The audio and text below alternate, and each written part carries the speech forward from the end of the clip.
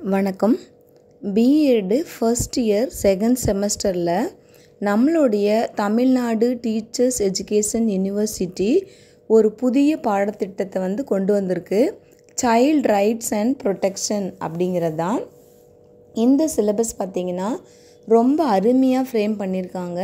இந்த சிலபஸில் இருக்கிற கண்டென்ட் நம்ம எல்லாருக்குமே தேவை. எல்லா பேராசிரியர்களுக்கும் அதே மாதிரி மாணவ ஆசிரியர்களுக்கும் இந்த சமூகத்தினுடைய வளர்ச்சிக்குமே ரொம்பவே முக்கியம். குழந்தைகள் அப்படின்னு சொல்லி நம்ம யார்கிட்ட கேட்டாலும் அவங்க என்ன சொல்லுவாங்கன்னா, அந்த குழந்தைகள் தான் எங்களோட உலகம், இந்த குழந்தைகளுக்காக தான் நாங்கள் உழைக்கிறோம், உயிர் வாழ்கிறோம், எங்களோட குழந்தைங்க தான் எங்களோட உயிர் மூச்சு, குழந்தைகளுக்காக நாங்கள் உயிரையே விடுவோம் அப்படின்லாம் நாங்கள் சொல்கிறத கேட்குறோம். அந்த மாதிரி குழந்தைகள் அப்படின்னு பேசினாவே பார்த்திங்கன்னா ரொம்ப ஒரு மகிழ்ச்சி தரக்கூடியது. குழந்தையும் தெய்வமும் ஒன்று அப்படின்னு சொல்லுவாங்க. அந்த குழந்தைகளோட உலகமே வேறு. அந்த குழந்தைகளை பார்க்கும் பொழுது எவ்வளவு மன கஷ்டமாக இருந்தாலும் அது பறந்து போயிடும். அந்த அளவுக்கு குழந்தைகள் இருப்பாங்க. ஆனால் அந்த குழந்தைகளுக்கு போதிய அளவு நம்ம நாட்டில் பாதுகாப்பு இருக்குதா அப்படின்னு சொன்னால் உடனே நம்மளால் 100% இருக்குது அப்படின்னு சொல்ல முடியாத நிலைமையில் தான் இன்றைக்கி சமூகம் இருக்குது.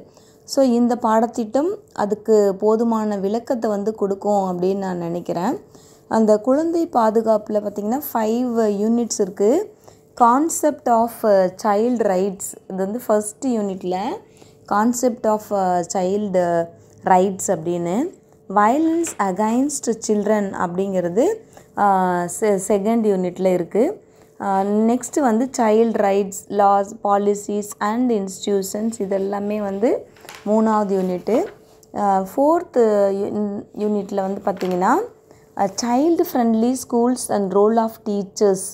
இதில் child friendly schools and role of teachers அப்படிங்கிறது ஃபோர்த் ஒன்.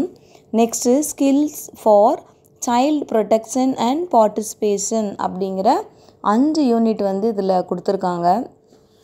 இது தமிழில் பார்த்திங்க அப்படின்னு சொன்னால் குழந்தை பாதுகாப்பு ஒரு பரந்த பார்வை, குழந்தை உரிமைகள் ஓர் அறிமுகம், குழந்தை பாதுகாப்பை எளிதில் புரிந்து கொள்வோம் அப்படிங்கிறது, குழந்தை பாதுகாப்பு இன்றைய சூழலும், குழந்தை பாதுகாப்பை உறுதி செய்யும் மைல்கற்கள், குழந்தை பாதுகாப்பிற்காக இயற்றப்பட்ட சட்டங்கள், குழந்தைகளுக்கான தேசிய செயல்பாட்டு திட்டம் 2016.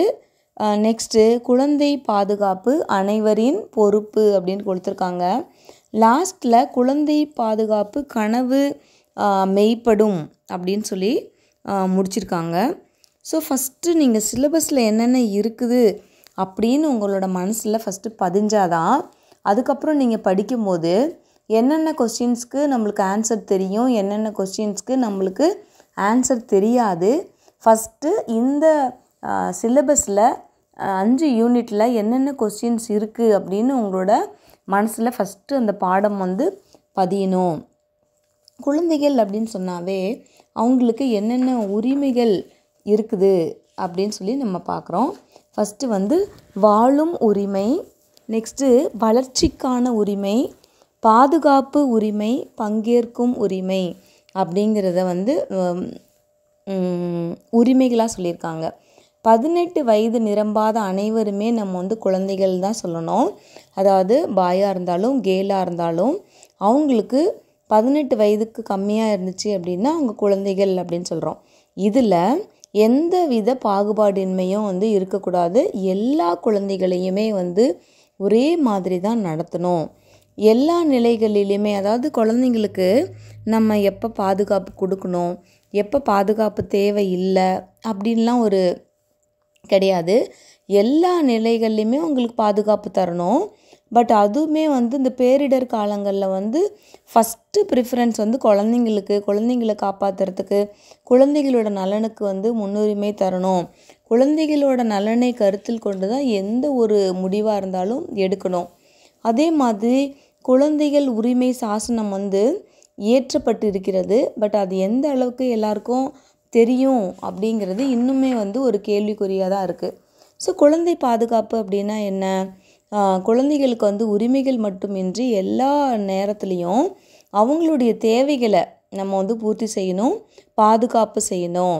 இப்போது எந்தெந்த இடத்துலேருந்து குழந்தைங்களை நம்ம பாதுகாக்கணும் அப்படின்னா, குடும்ப வன்முறைகள்லேருந்து, அதே மாதிரி பெருகி வரும் சுரண்டல்கள், அப்புறம் குழந்தைகளை வந்து கடத்துறது, பெற்றோரை வந்து பிரிஞ்சு வாழ்கிறது, ஸ்கூலில் கொடுக்கக்கூடிய தண்டனைகள், இல்லை பெற்றோர்கள் இல்லாத குழந்தைங்கள் வந்து இந்த கொடுமைக்கு ஆளாகிறாங்க அப்படின்னு நம்ம கேள்விப்படும் போது, இல்லை சில விடுதிகளில் வந்து அவங்க துன்புறுத்தப்படுறாங்க, இல்லை பாலியல் வன்முறை நடக்குது, அந்த மாதிரி இல்லைன்னா வந்து பார்த்திங்கன்னா இன்டர்நெட் மூலமாக அவங்கள வந்து அச்சுறுத்துறாங்க, ஸ்ட்ரெஸ் கொடுக்குறாங்க, நிறைய சீட் பண்ணுறாங்க, அந்த மாதிரி மாட்டிக்கிட்டாங்க அப்படின்னா அந்த மாதிரி குழந்தைங்களை எல்லாமே வந்து காப்பாற்றணும். பட்டு குடும்பமாக இருந்தாலும் சரி, பள்ளியாக இருந்தாலும், குழந்தை சார்ந்த நிறுவனங்கள் எல்லாமே வந்து பார்த்திங்கன்னா அவங்களுக்கு பாதுகாப்பு கொடுக்கப்பட வேண்டிய ஒரு இடமாக இருக்கணும். சரி, இந்த குழந்தை பாதுகாப்பு எப்படி சாத்தியமாகும்? யார் யாரெல்லாம் அந்த குழந்தைங்கள் பாதுகாப்பில் பொறுப்பில் இருக்காங்க, என்ன பண்ணணும் அப்படிங்கிறத நம்ம பார்க்கலாம். இதுக்கு யார் பொறுப்பு அப்படின்னு சொன்னோம்னா, அதாவது ஃபஸ்ட்டு வந்து அவங்களோட ஃபேமிலியில் இருக்கவங்க, இல்லை குழந்தைங்கள பார்த்துக்கிறவங்க, நெக்ஸ்ட்டு வந்து அவங்க நெய்பர்ஸு, மக்கள் தொடர்பு நிறுவனங்கள், நீதித்துறையை சார்ந்த நீதிபதிகள், அதுக்கப்புறமா காவல்துறையினர் எல்லாருமே இந்த குழந்தைகளினுடைய பாதுகாப்புக்கு மிக முக்கிய பொறுப்பானவர்கள். அதுக்கப்புறமா பார்த்திங்கன்னா கவர்மெண்ட், அவங்களோட டீச்சர்ஸ், பொதுமக்கள், மக்களால் தேர்ந்தெடுக்கப்பட்ட பிரதிநிதிகள், சமூக சேவகர்கள், இவங்க எல்லாருமே இந்த குழந்தைகளினுடைய நலனுக்கு பொறுப்பானவர்களாக இருக்கணும். ஏன் வந்து நம்ம அந்த குழந்தைங்களை வந்து பாதுகாக்கணும்? ஏன்னா இன்றைய குழந்தைகள் தான் வந்து நம்ம நாட்டினுடைய வருங்கால தூண்கள். வருங்கால சந்ததியினர் வந்து மன ஆரோக்கியமாகவும் உடல் ஆரோக்கியமாகவும் பாதுகாப்பாகவும் இருந்தால் தான் நம்ம நாடு வந்து பார்த்திங்கன்னா எப்போவுமே முன்னிலையில் கொண்டு செல்ல முடியும். அதே மாதிரி குழந்தை பாதுகாப்பு வளையம் அப்படின்னு சொல்கிறாங்க. அந்த குழந்தை பாதுகாப்பு வளையம் அப்படிங்கிறது பார்த்திங்கன்னா அதில் முக்கியமாக சொல்லியிருக்கிறது வந்து தடுத்தல், பாதுகாத்தல் அப்படின்னு தான் சொல்லியிருக்காங்க. தடுத்தல் அப்படிங்கிறது பார்த்திங்கன்னா வருமுன் காத்தல் அப்படின்னு சொல்கிறோம். அது நோயாக இருக்கலாம், இல்லை சில பிரச்சனைகள் நடக்காத வண்ணம் வந்து நம்ம அவங்கள தடுக்கலாம். வருமுன் காத்தல் அப்படிங்கிறது இல்லை அதே மாதிரி ஒரு எக்ஸாம்பிள் வந்து குழந்தைங்களுக்கு போலியோ சொட்டு மருந்து வழங்குறது, அதே மாதிரி ஆரோக்கியமான குழந்தைகளை வந்து வளர்க்குறது, குழந்தை தொழிலாளர்களை வந்து நம்ம தடுக்கலாம். பாலியல் வன்கொடுமைகள் செய்கிறாங்க அப்படின்னு தெரிஞ்சால் அதுக்கு சட்டப்படி வந்து தண்டனை வாங்கி தரணும். குழந்தை திருமணத்தை வந்து தடுத்தல் அப்படிங்கிறது எல்லாமே நம்ம பார்க்கலாம். ஸோ கவர்மெண்ட்டும் பார்த்திங்கன்னா அந்த குழந்தைங்களுக்கு பாதுகாப்பிற்கான நிறைய திட்டங்கள்லாம் வந்து நிறைய திட்டங்கள் வந்து கொண்டு வந்திருக்காங்க.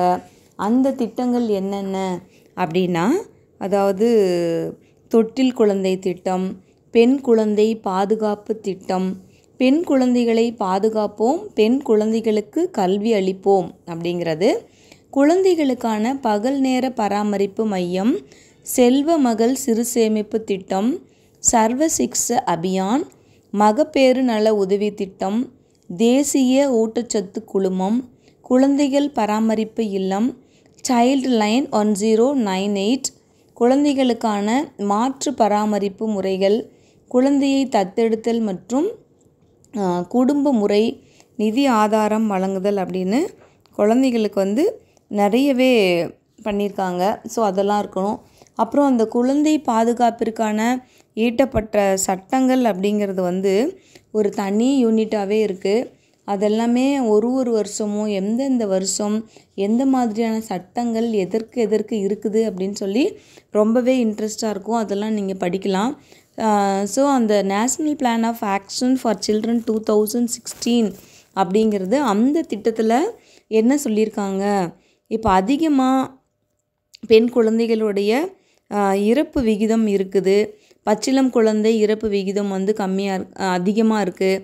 கிராமப்புறங்களில் பெண் குழந்தைகளோட இறப்பு விகிதம் வந்து அதிகமாக காணப்படுறதுக்கு காரணம் என்ன, ஊட்டச்சத்து குறைபாடு என்ன இருக்குது, இரத்த சோகை நோய்க்கு என்ன ட்ரீட்மெண்ட் கொடுக்கலாம், போதிய பராமரிப்பு, மருத்துவ வசதிகள், இது எல்லாமே குடிநீர், சுகாதாரத்தை பேணி காத்தல், இதுக்கு எல்லாமே பார்த்திங்கன்னா சொல்லியிருக்காங்க. அதே மாதிரி அந்த குழந்தை பாதுகாப்பில் ஏற்படக்கூடிய பிரச்சனைகள் என்ன, அந்த பிரச்சனைகளை வந்து எப்படி சரி செய்யலாம், இப்போ குழந்தைகளுடைய பங்கேற்பு கம்மியாக இருக்கிறதுக்கு காரணம் என்ன, அதே மாதிரி ஒருங்கிணைந்த செயல்பாடு, இந்த குழந்தைகள் பாதுகாப்பு வளையத்தில் இருக்கக்கூடிய பொறுப்பானவர்கள் யார் யார், இந்த குழந்தைகளுக்கு எந்த ஒரு குழந்தைகளும் பாலியல் வன்கொடுமைக்காகவும் இல்லைன்னா வந்து சைல்டு லேபராக இருக்கிறாங்க, இல்லை கடினமான துன்புறுத்தலுக்கு மனல் ரீதியாகவும் உடல் ரீதியாகவும் துன்புறுத்தலுக்கு ஆளான குழந்தைகளை வந்து எவ்வாறு பாதுகாப்பது அப்படிங்கிறதெல்லாமே இந்த பேப்பரில் சொல்லியிருக்காங்க. அதாவது ஃபஸ்ட்டு குழந்தைங்களுக்கு படிப்பறிவின்மையாக இருக்குது, இல்லை அவங்கள போதைப் பொருள் விற்கிறதுக்கு பயன்படுத்துகிறாங்க, அந்த மாதிரி இருக்கிற குழந்தைங்களுக்கு என்ன பிரச்சனை, அதுக்கப்புறம் பெரும் நகரமயமாக்குதல், இல்லை ஒரு இடம் விட்டு அடிக்கடி இடம்பெயர்தல், அப்புறம் இயற்கை சீற்றங்கள், நல்ல வந்து ஒரு குடும்ப அமைப்பு இல்லாமல் இருக்கிறது, இல்லை அவங்க ஃபேமிலியில் பெரிய எக்கனாமிக் க்ரைசிஸ் ஏற்பட்டிருக்குது, நிலையற்ற குடும்பம், ஏழ்மை நிலை, இந்த காரணமாக குழந்தைங்களுக்கு என்னென்ன பிரச்சனை, அந்த குழந்தைங்களை எப்படி ரெஸ்க்யூ பண்ணணும், அவங்களுக்கான பாதுகாப்பு முறைகள், சட்டங்கள் என்னென்ன இருக்குது அப்படிங்கிறது இந்த பேப்பரில் தெளிவாக கொடுத்துருக்காங்க. ஸோ ஃபஸ்ட் டைம் இந்த வீடியோவை பார்க்குற மாதிரி இருந்துச்சுன்னா கவிதா விளாக்ஸ் சேனலில் வந்து சப்ஸ்கிரைப் பண்ணிக்கோங்க.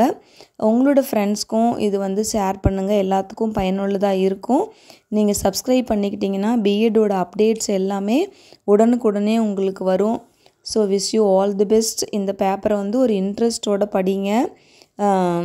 நெக்ஸ்ட்டு வந்து நான் நிறைய இதில் இருக்கிற டாபிக் வைஸாக வந்து அப்லோட் பண்ணுறேன். ஸோ சப்ஸ்கிரைப் பண்ணிக்கிட்டீங்க அப்படின்னா உங்களுக்கு ஈஸியாக இருக்கும். All the best.